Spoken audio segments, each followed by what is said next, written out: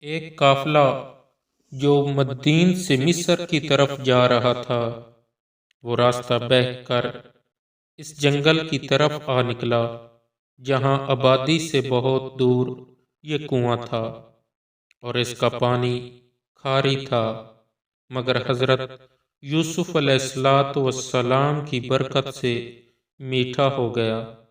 جب وہ قافلہ والے اس کنویں کے قریب اترے تو انہوں نے اپنا پانی لانے والا کنویں کی طرف بھیجا۔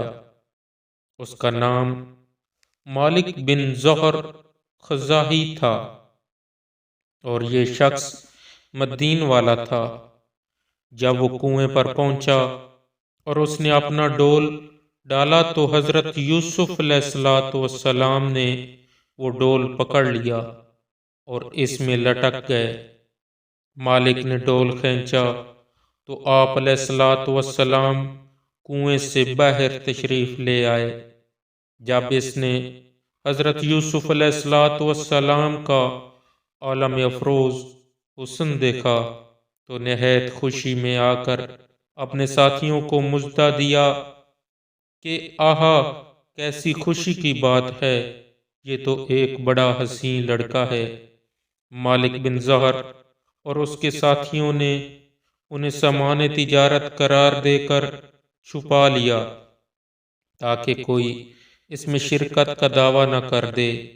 حضرت یوسف علیہ السلام کے بھائی جو اس جنگل میں اپنی بکریاں چراتے تھے اور حضرت یوسف علیہ السلام کی نگرانی بھی کر رہے تھے، آج جو انہوں نے حضرت یوسف علیہ السلام کو کنویں میں نہ دیکھا تو وہ انہیں تلاش کرتے ہوئے قافلہ میں پہنچے۔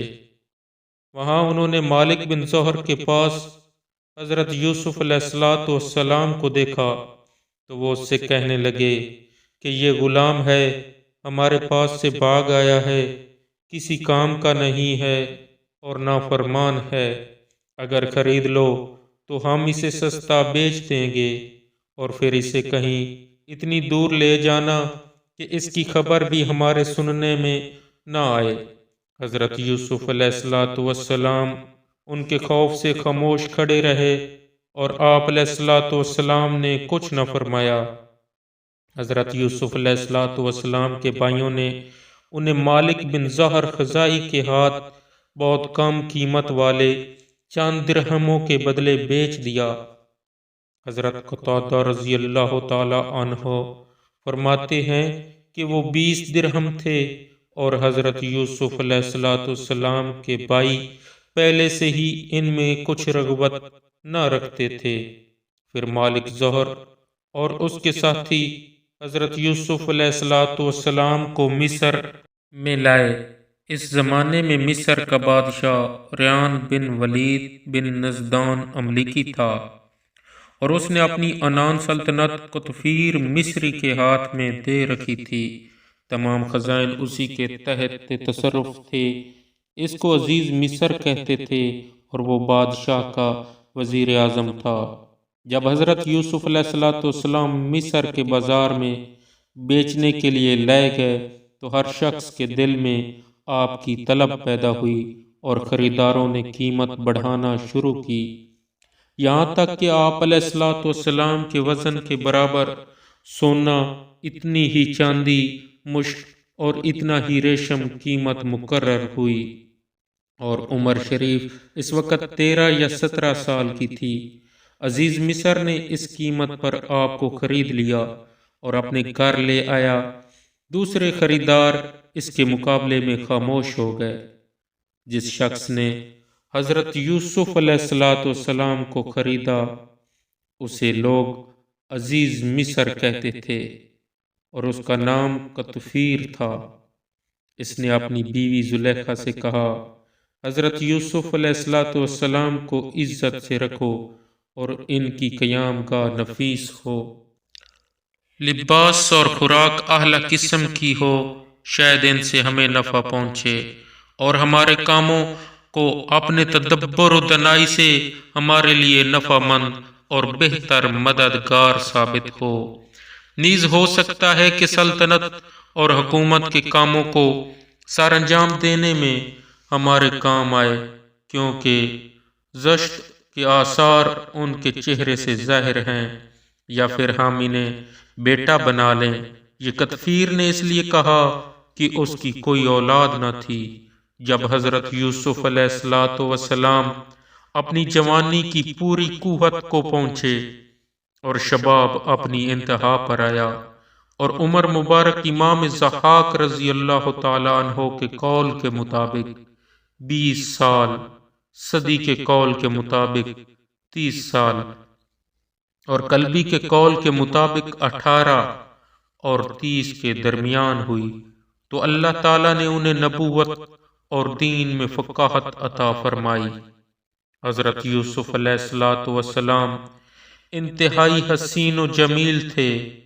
جب زلیخا نے آپ علیہ السلام کے حسن و جمال کو دیکھا تو اس نے آپ علیہ السلام کے بارے میں لالچ کیا۔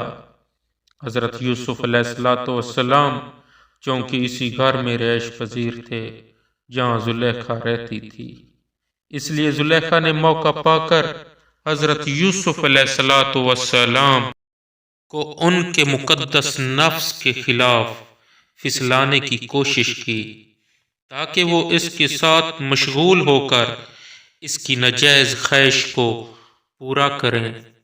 زلیخا کے مکان میں یکے بعد دیگرے 7 دروازے تھے۔ زلیخا نے 7 دروازے بند کر کے حضرت یوسف علیہ السلام سے کہا، میری طرف آؤ، یہ میں تم سے ہی کہہ رہی ہوں۔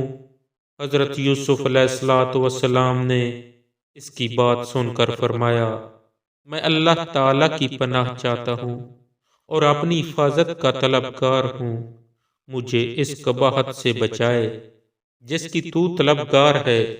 بے شک عزیز مصر کتفیر میری پرورش کرنے والا ہے، اور اس نے مجھے رہنے کے لیے اچھی جگہ دی ہے۔ اس کا بدلہ یہ نہیں کہ میں اس کے اہل خانہ میں خیانت کروں، جو ایسا کرے وہ ظالم ہے۔ زلیخا نے حضرت یوسف علیہ السلام سے برائی کا ارادہ کیا، اور اگر حضرت یوسف علیہ السلام اپنے رب عز و جل کی دلیل نہ دیکھ لیتے تو انسانی فطرت کے تقاضے کے مطابق وہ بھی عورت کی طرف مائل ہو جاتے، لیکن حضرت یوسف علیہ السلام نے اپنے رب تعالیٰ کی دلیل دیکھی اور اس فاسد ارادے سے محفوظ رہے، اور وہ دلیل و برہان عصمت نبوت ہے۔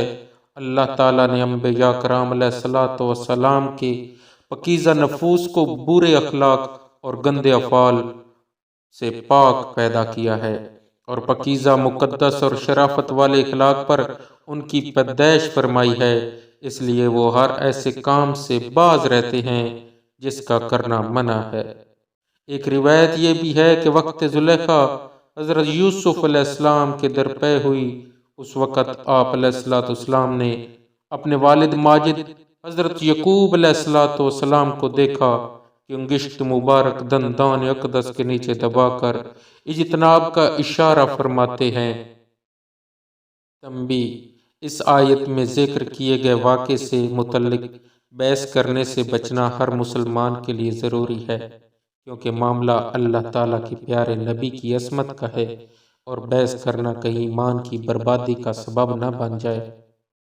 جب زلیخا حضرت یوسف علیہ السلام کے در پے ہوئی اور حضرت یوسف علیہ السلام نے اپنے رب کی برہان دیکھی تو آپ علیہ السلام دروازے کی طرف بھاگے اور زلیخا ان کے پیچھے انہیں پکڑنے کے لیے بھاگی۔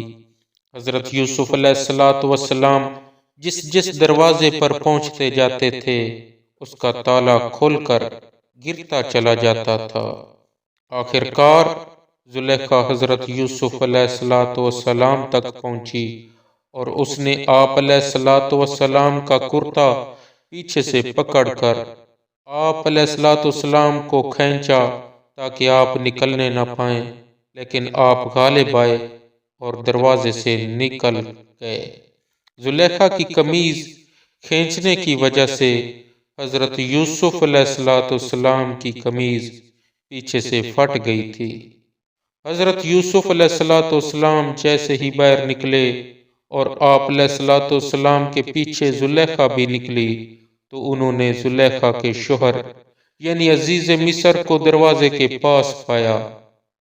فوراً بھی زلیخا نے اپنی برات ظاہر کرنے اور حضرت یوسف علیہ السلام کو اپنے مکر سے خوف زدہ کرنے کے لیے ہیلا تراشا اور شوہر سے کہنے لگی، اس شخص کی کیا سزا ہے جو تمہاری گھر والی کے ساتھ برائی کا ارادہ کرے۔ اتنا کہہ کر زلیخا کو اندیشہ ہوا کہیں عزیز طیش میں آ کر حضرت یوسف علیہ السلام کے قتل کے درپے نہ ہو جائے، اور یہ زلیخا کی شدت محبت کب گوارا کر سکتی تھی، اس لیے اس نے یہ کہا، یہی کہ اسے قید کر دیا جائے یا دردناک سزا دی جائے، یعنی اس کو کوڑے لگائے جائیں۔ جب حضرت یوسف علیہ السلام نے دیکھا کہ زلیخا الٹا آپ پر الزام لگاتی ہے اور آپ کے لیے قید و سزا کی صورت پیدا کرتی ہے، تو آپ علیہ السلام نے اپنی برات کا اظہار اور حقیقت حال کا بیان ضروری سمجھا اور فرمایا، یہ مجھ سے برے فعل کی طلبگار ہوئی تو میں نے اس سے انکار کیا اور میں بھاگا۔ عزیز نے کہا، اس بات پر کس طرح یقین کیا جائے؟ حضرت یوسف علیہ السلام نے فرمایا، اس گھر میں ایک 4 مہینے کا بچہ جھولے میں ہے جو زلیخا کے ماموں کا لڑکا ہے، اس سے دریافت کرنا چاہیے۔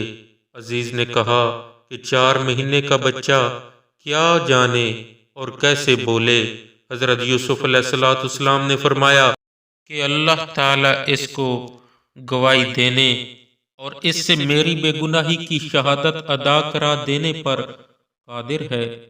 عزیز نے اس بچہ سے دریافت کیا تو اللہ تعالیٰ کی قدرت سے وہ بچہ بولنے لگا اور اس نے کہا، اگر ان کا کرتا آگے سے پھٹا ہوا ہو پھر تو عورت سچی ہے اور یہ سچے نہیں، اور اگر ان کا کرتا پیچھے سے چاک ہوا ہے تو عورت جھوٹی ہے اور یہ سچے ہیں۔ یعنی اگر حضرت یوسف علیہ السلام آگے بڑھے اور زلیخا نے ان کو ہٹایا تو کرتا آگے سے پھٹا ہوا ہوگا، اور اگر حضرت یوسف علیہ السلام اس سے بھاگ رہے تھے اور زلیخا پیچھے سے پکڑ رہی تھی تو کرتا پیچھے سے پھٹا ہوا ہوگا۔ جب عزیز نے اس کا کرتا پیچھے سے پھٹا ہوا دیکھا، یعنی جب عزیز نے حضرت یوسف علیہ السلام کا کرتا پیچھے سے پھٹا ہوا دیکھا اور جان لیا کہ حضرت یوسف علیہ السلام سچے ہیں اور زلیخا جھوٹی ہے، تو زلیخا سے کہا، تمہاری یہ بات کہ اس شخص کی کیا سزا ہے جو تمہاری گھر والی کے ساتھ برائی کا ارادہ کرے، یہ صرف تم عورتوں کا مکر ہے۔ بے شک تمہارا مکر بہت بڑا ہے جس کی وجہ سے تم مردوں پر غالب آ جاتی ہو۔ جب عزیز مصر کے سامنے زلیخا کی خیانت اور حضرت یوسف علیہ السلام کی برات ثابت ہو گئی تو عزیز نے حضرت یوسف علیہ السلام کی طرف متوجہ ہو کر اس طرح معذرت کی، اے یوسف، تم اس بات سے درگزر کرو اور اس پر مغموم نہ ہو، بے شک تم پاک ہو۔ اس کلام سے یہ بھی مطلب تھا کہ اس کا کسی سے ذکر نہ کرو تاکہ چرچا نہ ہو اور شہرہ عام نہ ہو جائے۔ عزیز مصر زلیخا کی طرف متوجہ ہو کر کہنے لگا، اے عورت، تو اللہ تعالیٰ سے اپنے اس گناہ کی معافی مانگ جو تو نے حضرت یوسف علیہ السلام پر تہمت لگائی، حالانکہ وہ اس سے بری ہیں۔ اپنے شوہر کے ساتھ خیانت کا ارادہ کرنے کی وجہ سے بے شک تو ہی خطا کاروں میں سے ہے۔ عزیز مصر نے اگرچہ اس قصہ کو بہت دبایا لیکن یہ خبر چھپ نہ سکی اور اس کا چرچا اور شہرہ ہو ہی گیا۔ شہر میں شرفاء مصر کی عورتیں زلیخا اور حضرت یوسف علیہ السلام کے بارے میں باتیں کرتے ہوئے کہنے لگیں کہ عزیز کی بیوی زلیخا اپنے نوجوان کا دل لبانے کی کوشش کرتی ہے، بے شک ان کی محبت اس کے دل میں سما گئی ہے۔ ہم تو اس عورت کو کھلی محبت میں گم دیکھ رہے ہیں، اس دیوانے پن میں اس کو اپنے ننگ و ناموس اور پردے و عفت کا لحاظ بھی نہ رہا۔ جب زلیخا نے سنا کہ اشراف مصر کی عورتیں اسے حضرت یوسف علیہ السلام کی محبت پر ملامت کرتی ہیں، تو اس نے چاہا کہ وہ اپنا عذر ان کے سامنے ظاہر کر دے۔ چنانچہ اس کے لیے اس نے ایک دعوت کا اہتمام کیا اور اس دعوت میں اشراف مصر کی 40 عورتوں کو مدعو کر لیا۔ ان میں وہ سب عورتیں بھی تھیں جنہوں نے اس پر ملامت کی تھی۔ زلیخا نے ان عورتوں کو بہت عزت و احترام کے ساتھ مہمان بنایا اور ان کے لیے نہایت پرتکلف نشستیں تیار کر دیں، جن پر وہ بہت عزت و آرام سے تکیے لگا کر بیٹھیں۔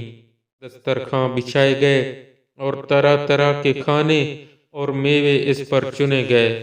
پھر زلیخا نے ان میں سے ہر ایک کو ایک ایک چھری دے دی تاکہ وہ اس سے کھانے کے لیے گوشت کاٹیں اور میوے تراش لیں۔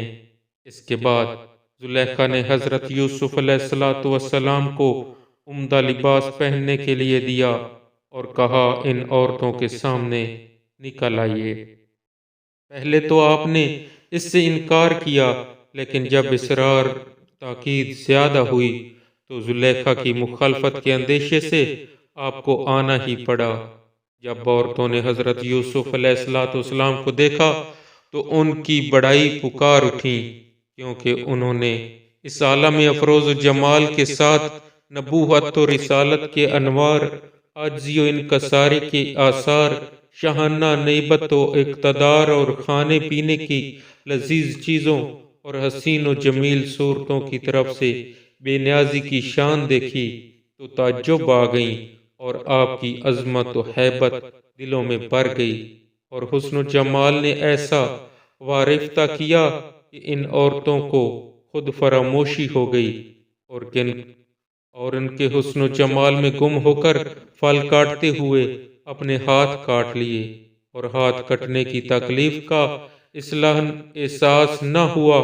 وہ پکار اٹھیں کہ سبحان اللہ، یہ کوئی انسان نہیں ہے کہ ایسا حسن و جمال انسانوں میں دیکھا ہی نہیں گیا، اور اس کے ساتھ نفس کی یہ طہارت کہ مصر کے اعلیٰ خاندانوں کی حسین و جمیل عورتیں طرح طرح کے نفیس لباسوں اور زیوروں سے آراستہ و پیراستہ سامنے موجود ہیں، اور آپ کی شان ہے نیازی ایسی کہ کسی کی طرف نظر نہیں فرماتے اور قطعاً التفات نہیں کرتے۔ عورتوں نے جب حضرت یوسف علیہ السلام کو دیکھا تو وہ ان کے حسن و جمال میں گم ہو گئیں۔ یہ دیکھ کر زلیخا نے ان سے کہا، یہ ہیں وہ جن کے بارے میں تم مجھے طعنہ دیتی تھی۔ اب تم نے دیکھ لیا اور تمہیں معلوم ہو گیا کہ میرا دیوانہ پن کچھ قابل تعجب اور ملامت نہیں، اور بے شک میں نے ان کا دل لبانا چاہا تو انہوں نے اپنے آپ کو بچا لیا اور کسی طرح میری طرف مائل نہ ہوئے۔ اس پر مصری عورتوں نے حضرت یوسف علیہ السلام سے کہا کہ آپ زلیخا کا کہنا مان لیجئے۔ ان کی بات سن کر زلیخا بولی، بے شک اگر یہ وہ کام نہ کریں گے جو میں ان سے کہتی ہوں تو ضرور قید میں ڈالے جائیں گے، اور ضرور ذلت اٹھانے والوں میں سے ہوں گے، اور چوروں، قاتلوں اور نافرمانوں کے ساتھ جیل میں رہیں گے، کیونکہ انہوں نے میرا دل مجھ سے چھین لیا اور میری نافرمانی کی اور فراق کی تلوار سے میرا خون بہایا، تو اب انہیں بھی خوشگوار کھانا پینا اور آرام کی نیند سونا میسر نہ ہوگا۔ جیسا میں جدائی کی تکلیفوں میں مصیبتیں جھیلتی اور صدموں میں پریشانی کے ساتھ وقت کاٹتی ہوں، یہ بھی تو کچھ تکلیف اٹھائیں۔ میرے ساتھ ریشم میں شاہانہ چارپائی پر عیش گوارا نہیں ہے تو قید خانے کے چبھنے والے بوریے پر ننگے جسم کو دکھانا گوارا کریں۔ حضرت یوسف علیہ السلام یہ سن کر مجلس سے اٹھ گئے اور مصری عورتیں ملامت کرنے کے بہانے سے باہر آئیں اور ایک ایک نے آپ سے اپنی تمناؤں اور مرادوں کا اظہار کیا۔ حضرت یوسف علیہ السلام کو ان کی گفتگو بہت ناگوار ہوئی تو بارگاہ الہی میں عرض کی۔ یوسف نے عرض کی، اے میرے رب، مجھے اس کام کی بجائے قید خانہ پسند ہے جس کی طرف یہ مجھے بلا رہی ہیں، اور اگر تو مجھ سے ان کا مکر و فریب نہ پھیرے گا تو میں ان کی طرف مائل ہو جاؤں گا اور میں نادانوں میں سے ہو جاؤں گا۔ تو اس کے رب نے اس کی سن لی اور اس سے عورتوں کا مکر و فریب پھیر دیا۔ بے شک وہی سننے والا جاننے والا ہے۔ پھر سب نشانیاں دیکھنے کے باوجود بھی انہیں یہی سمجھ آئی کہ وہ ضرور ایک مدت تک کے لیے اسے قید خانہ میں ڈال دیں۔ جب حضرت یوسف علیہ السلام سے امید پوری ہونے کی کوئی شکل نہ دیکھی تو عورتوں نے زلیخا سے کہا کہ اب مناسب یہ معلوم ہوتا ہے کہ اب 2-3 روز حضرت یوسف علیہ السلام کو قید خانہ میں رکھا جائے تاکہ وہاں کی محنت و مشقت دیکھ کر انہیں نعمت و راحت کی قدر ہو اور وہ تیری درخواست قبول کر لیں۔ زلیخا نے اس رائے کو مانا اور عزیز مصر سے کہا کہ میں اس عبرانی غلام کی وجہ سے بدنام ہو گئی ہوں، طبیعت اس سے نفرت کرنے لگی ہے۔ مناسب یہ ہے کہ ان کو قید کیا جائے تاکہ لوگ سمجھیں وہ خطاوار ہیں۔ یہ بات عزیز کے خیال میں آ گئی اور اس نے حضرت یوسف علیہ السلام کو قید خانے میں بھیج دیا۔